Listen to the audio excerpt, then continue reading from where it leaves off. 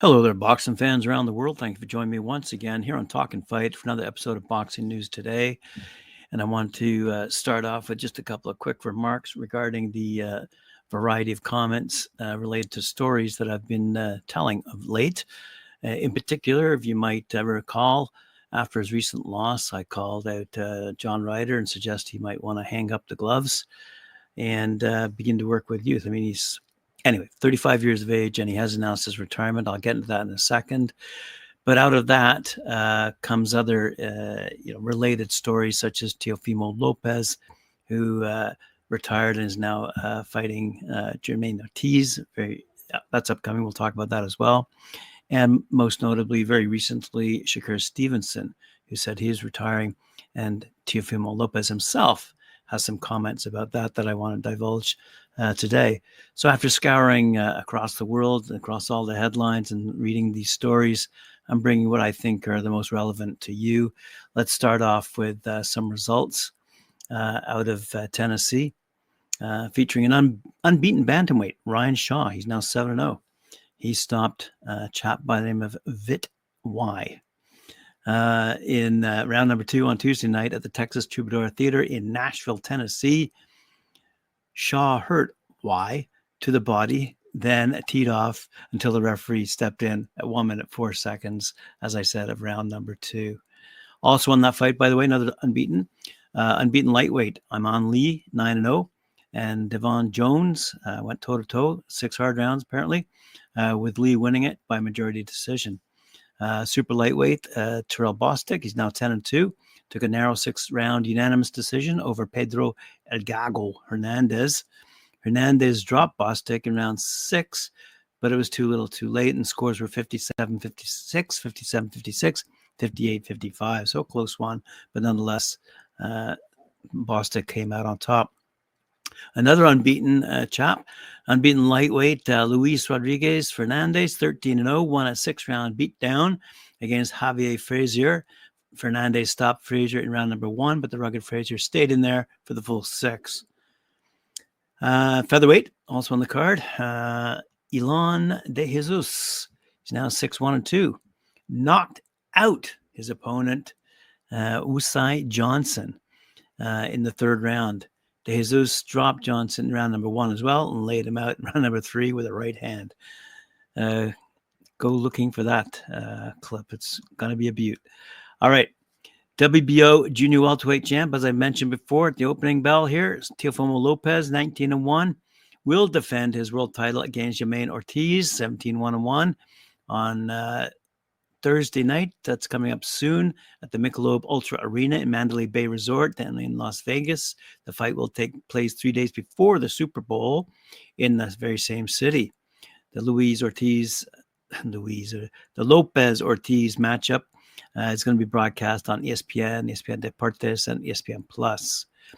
Said Lopez, I'm a big clown of the sport of boxing. I've got to make everyone laugh. I've got a big nose for a reason. It's great to be back. I'm glad to see the talent's coming through, but this is only the beginning for me. I'm 26 years young. I'm not even in my prime yet. We've had a tremendous dance partner, and he's wanted this fight for a while, and we're doing our thing. Said Ortiz, quite the opposite, I think. He goes, there hasn't been respect. It's a fight. I'm coming here to take his head off. It is what it is. There's calm before the storm, and you got to know to keep control of your mind and body, especially before you go into battle. I feel like I'm going to be the guy having the clown do whatever I want to do. It's going to be that kind of show. As I said earlier, John Ryder has retired after his most recent loss. He did make a personal mention on social media, of course, but at least he had the guts to stand up and say, hey, man, I've retired from boxing, but not entirely, because he is going into the gym as a coach, the Matchroom gym, that is. He did take the time out to thank his whole team. We often talk about fighters going into the ring on their own. They don't. They have a team that supports them, especially in professional ranks. And he took the time out to thank Matchroom, especially Eddie Hearn, Barry Frank, his trainer, manager Tony, and Charlie Sims, as well as strength and conditioning coach Dan Lawrence.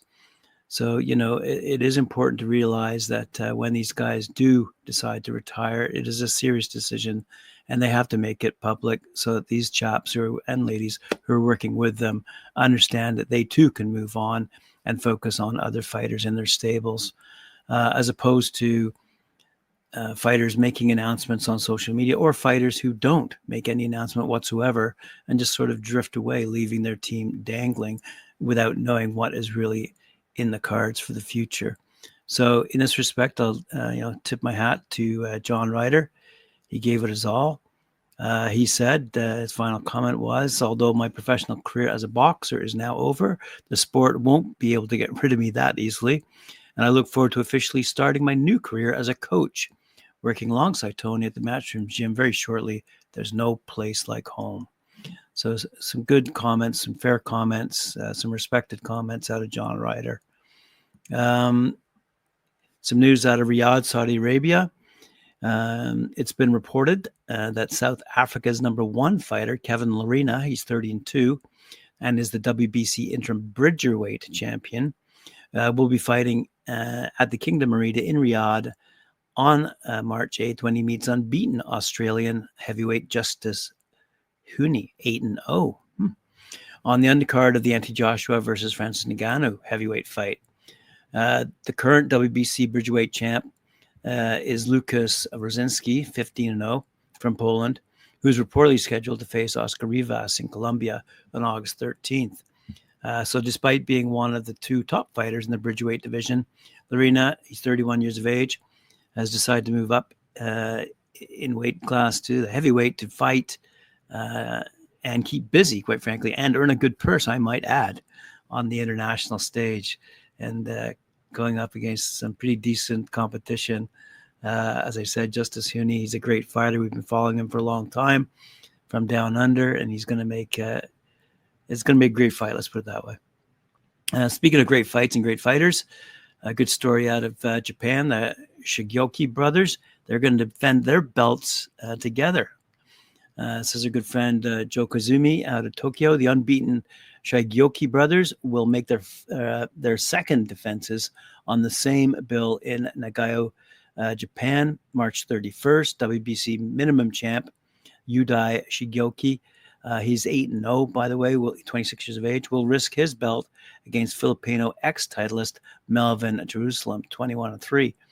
Also, IBF 105-pounder Jinjiro Shingioka, he's 10-0 with one no decision, by the way, 24 years of age, will put his belt on line against another Filipino, Andales.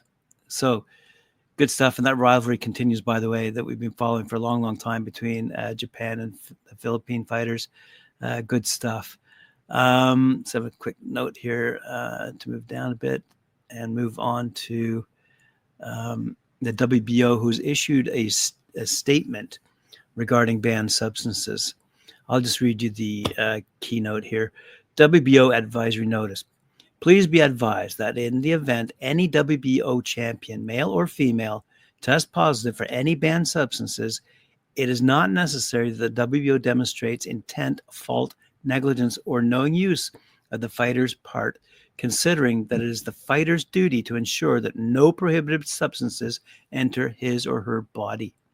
Fighters are fully responsible for any prohibited substances found to be present in their body. So, powerful words. All right. Speaking of words, here comes Teofimo Lopez. I said earlier, he said, with respect to retirement at a press conference held recently, he believes that Shakur Stevenson's decision to retire was based on his unwillingness to accept a pay cut from Top Rank after his lackluster performance against Edwin de los Santos.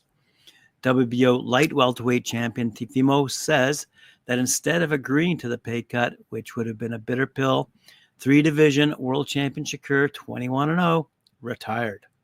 Stevenson would have seen his earnings reduced if he'd chosen to fight with Top Rank. I'm sure he still will, and I'm sure he will come out of retirement very soon.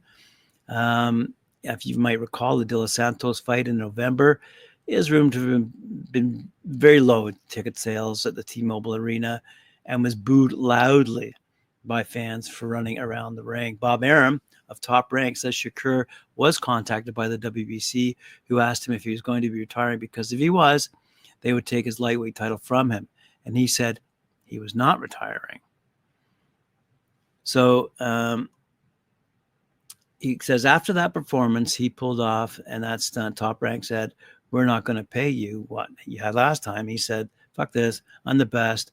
I'm going to retire with it," said Teofimo Lopez to Fight Hub TV when asked about his thoughts on Shakur Stevenson retiring recently. So again, he said, "I wish him nothing but success and the best, but you can't. You've got to take the cuts. That's what it takes." Teofimo continued, "They can only build this for so long, and then it comes a point where you hit the elite level.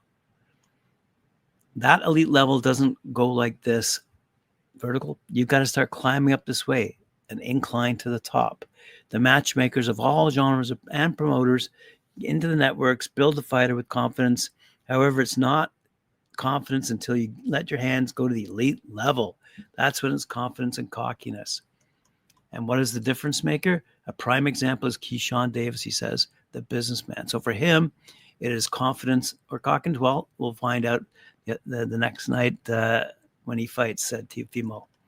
So some, I suppose, words of encouragement for Shakur Stevenson to get back in the ring and earn the money. And by earning the money, that means you got to be entertaining. And let's talk about entertaining. Ben Whittaker.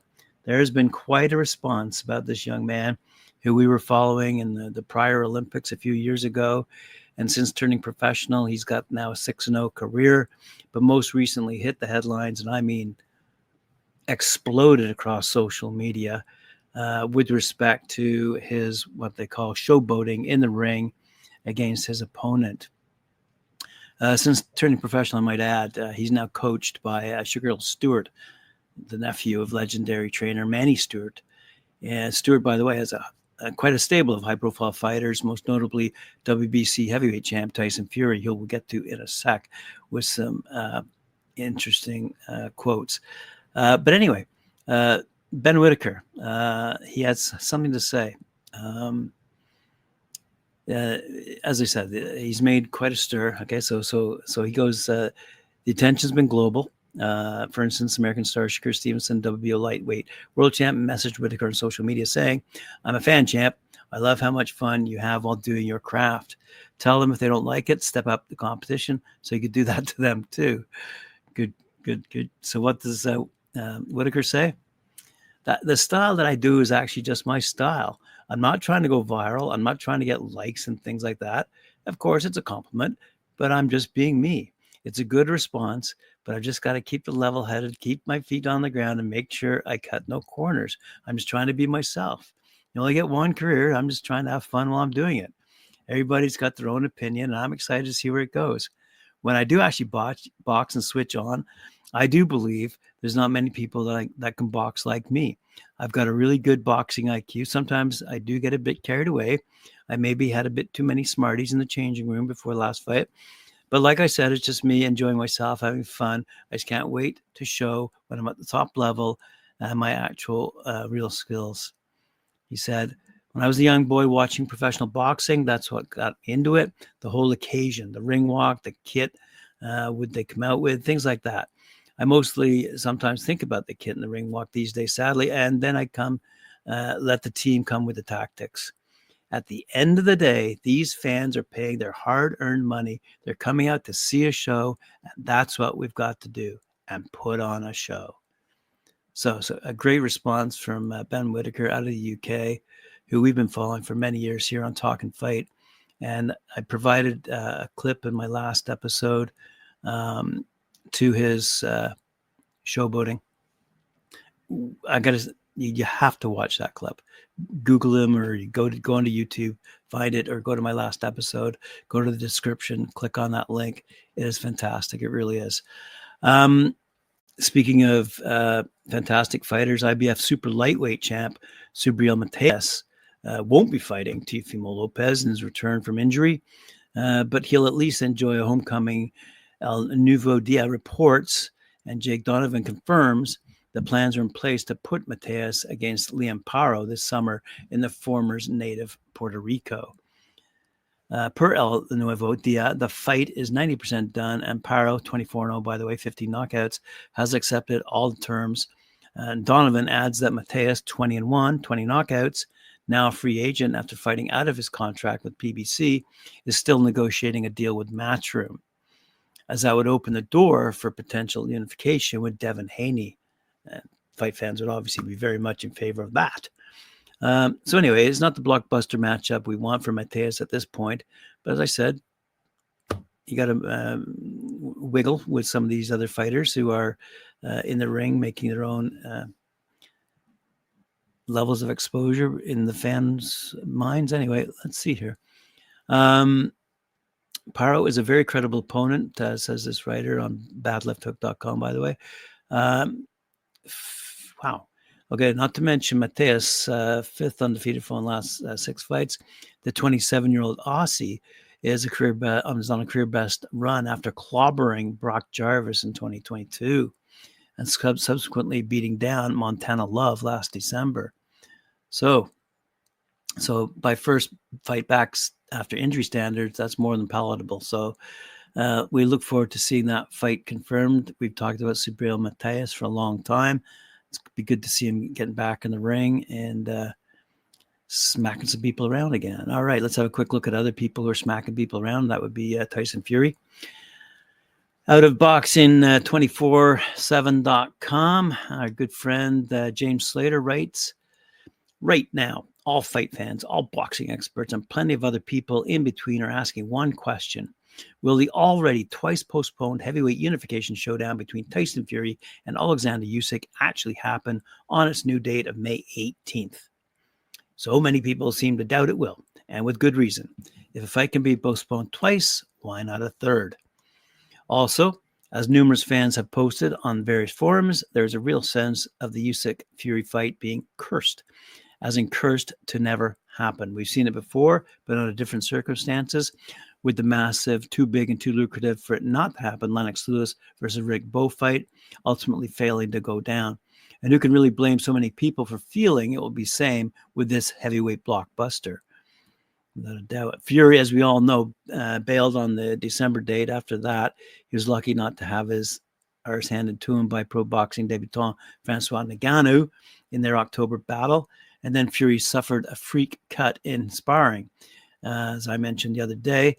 And this, seeing the February 17th date come crashing down.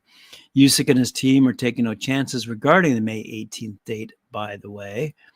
You may have read how Turkey Al-Sheikh has put in place a clause that will see either Fury or Usyk, if they pull out of the new date, May 18th, have to pay a whopping fee of $10 million. And let's not even go there as far as what would happen if either guy suffered a genuine and 100% legit injury prior to May 18th, such as a broken hand, and was rendered unable to fight.